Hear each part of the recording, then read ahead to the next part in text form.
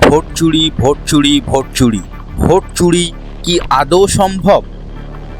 EVM মেশিনের এই control ইউনিটটিকে আদৌ ছেড়খানি করা কি সম্ভব, নাকি শুধুমাত্র এটা বিরোধীদের অভিযোগ, যেমনটা এই যে রাহুল গান্ধী করছে? অভিষেক ব্যানার্জির পাশে দাঁড়িয়ে অখিলেশ যাদব একই অভিযোগ করছে। রাহুল গান্ধী থেকে শুরু করে তেজস্বী যাদব, মমতা বন্দ্যোপাধ্যায় পশ্চিমবাংলার, এরা সবাই যখনই হেরে যায় তখনই বলেন যে ভোট চুরি করেছে বিজেপি বা যে কোনো শাসক দল। এটা কি আদৌ সম্ভব? আমরা পুঙ্খানুপুঙ্খভাবে বিচার করব এবং দেখাবো যে ইভিএম মেশিনকে আদৌ কি হ্যাক করা সম্ভব বা এর সঙ্গে কোনো ছেড়খানি করা সম্ভব কি না। ভালো করে দেখুন, স্ক্রিনে দেখানো ছবিটিকে ভালো করে দেখুন। ইভিএমের তিনটে পার্ট রয়েছে। ইভিএমের তিনটে পার্ট রয়েছে। প্রথমটি দেখুন, তীর চিহ্ন দিয়ে দেখানো হচ্ছে, হ্যাঁ এটি ব্যালট ইউনিট।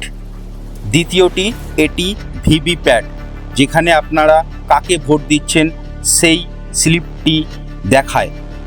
পরের মেশিনটি কন্ট্রোল ইউনিট। সমস্ত ডেটা এখানে স্টোর হয়। জনগণের ভোটদানের পর ভিভিপ্যাট এবং কন্ট্রোল ইউনিট কিভাবে সিল করা হয় এবং ভোটের আগেও কিভাবে সিল করা হয়, আসুন সেইগুলো আগে ভালো করে দেখে নিই এবং বুঝে নিই। ভোটের আগে তিনটি সিল হয়: pink paper seal, special tag এবং থার্ড সিল। আর ভোটের পরে হয় অ্যাড্রেস ট্যাগ, স্ট্রিপ সিল। এই সিলগুলি নিয়ে আমরা এবার আলোচনা করব। এই সিলগুলো কি, কারা সই করে, কখন এই সিল হয়, এই সিলগুলো নিয়ে আমরা এবার আলোচনা করব ফুল ডিটেলসে।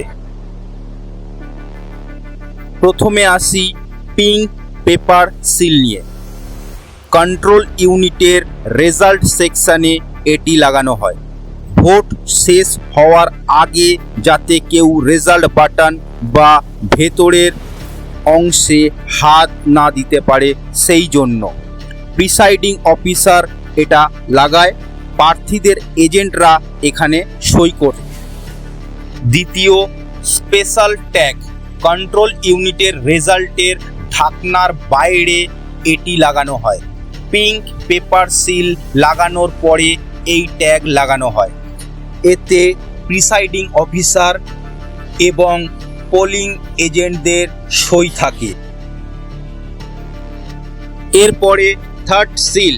কন্ট্রোল ইউনিটের নির্দিষ্ট অংশে একটি ছিদ্র থাকে, সেই ছিদ্র দিয়ে সুতো দিয়ে সেখানে সিলিং ওয়াক্স এবং সিল দিয়ে বন্ধ করা হয়।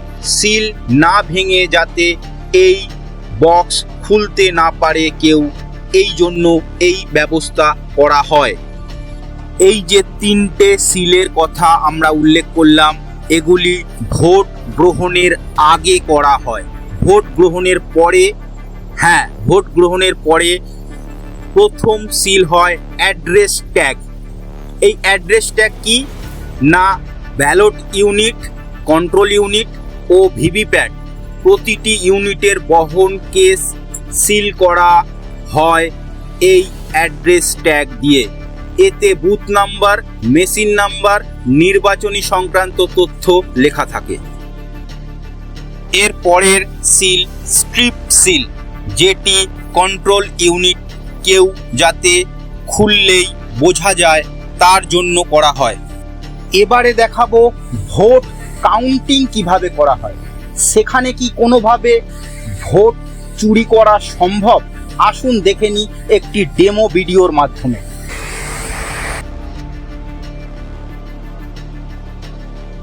Demo video.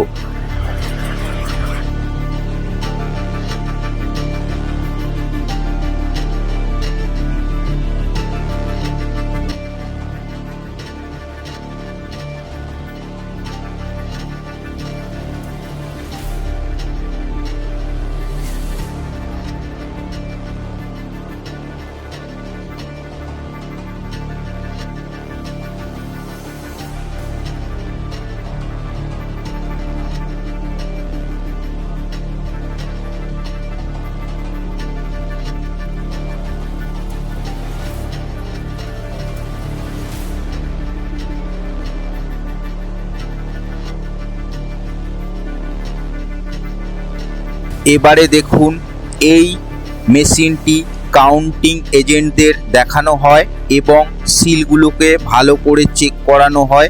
তারপর তারা মেশিনটি আস্তে আস্তে স্টার্ট করবে। দেখুন কিভাবে করছে।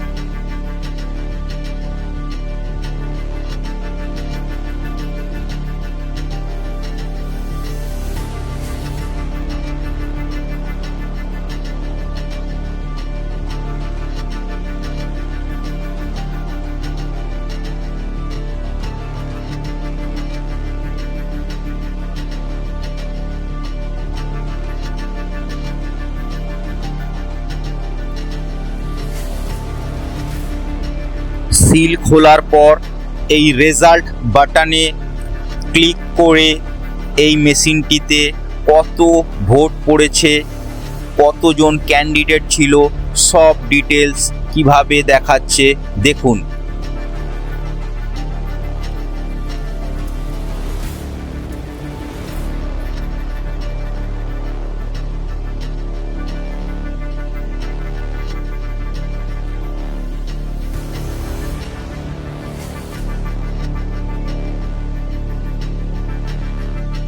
এখানে টোটাল ক্যান্ডিডেট 8 জন। এই 8 জন ক্যান্ডিডেটের ভবিষ্যৎ এই মেশিনে ছিল। টোটাল ভোট পড়েছে এই মেশিনে 101টি। দেখুন 1 নম্বর ক্যান্ডিডেট 6টি ভোট পেয়েছে।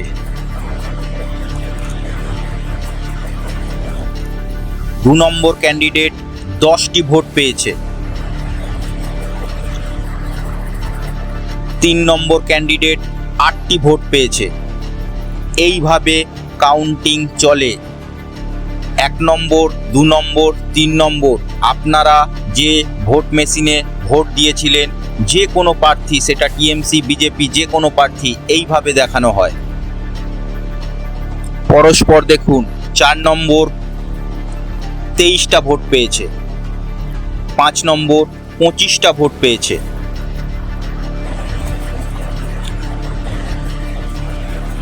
6 নম্বর 14টা ভোট পেয়েছে। এই ক্যান্ডিডেটরা 6 নম্বর ক্যান্ডিডেট 14টা ভোট পেয়েছে। হ্যাঁ, যে 7 নম্বর ক্যান্ডিডেট সে 10টি ভোট পেয়েছে। 8 নম্বর ক্যান্ডিডেট যে ছিলেন তিনি 5টি ভোট পেয়েছেন। এইভাবে কাউন্টিং হলে কাউন্টিং হয়। এইভাবে প্রতিটি কাউন্টিং এজেন্টদের, প্রার্থীদের কাউন্টিং এজেন্টদের ভালোভাবে দেখানো হয়। তারপর এই মেশিনটিকে অফ করে আবার নতুন মেশিন খোলা হয়। হ্যাঁ, একটি হলে 14টি টেবিল থাকে এবং 14টি টেবিলের যখন গণনা শেষ হয় তারপর গিয়ে 1 রাউন্ড গণনা শেষ হয়। 14টি টেবিলের 14টি কন্ট্রোল ইউনিটের গণনার পর 1 রাউন্ড গণনা হয়।